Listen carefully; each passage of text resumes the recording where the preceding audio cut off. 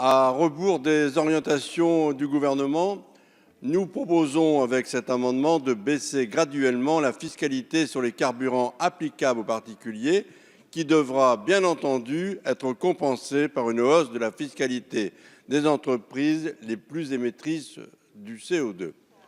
Nous proposons en effet que la mesure votée l'an dernier, qui n'est pas motivée par des préoccupations environnementales mais par le rendement budgétaire, et en effet, à chaque interpellation sur le sujet, vous nous dites, la main sur le cœur, que l'augmentation des prix du carburant est nécessaire à la lutte contre le changement climatique et que vous augmentez les aides à la conversion des véhicules pour que davantage de Français puissent avoir accès à des véhicules électriques ou à des véhicules moins polluants.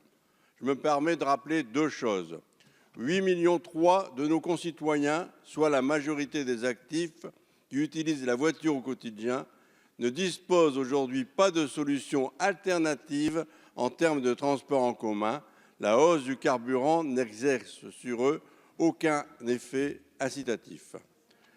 Qui peut croire par ailleurs que les Français vont se tourner massivement vers l'achat de véhicules électriques qui se heurtent concrètement à l'obstacle du prix, mais aussi à l'autonomie?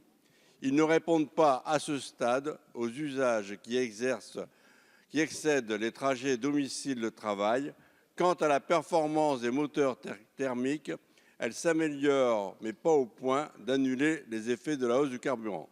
Notons par ailleurs que vous êtes d'autant plus favorable à la transition écologique qu'elle rapporte de l'argent à l'État, mais vous montrez beaucoup moins entreprenant dès lors que la transition coûte de l'argent public. Comment justifier que vous baissiez de 800 millions le crédit d'impôt pour la transition écologique alors que le secteur du bâtiment représente 27% de nos émissions de gaz à effet de serre? Il y a là un sérieux problème de cohérence qui jette la plus grande suspicion sur vos motivations.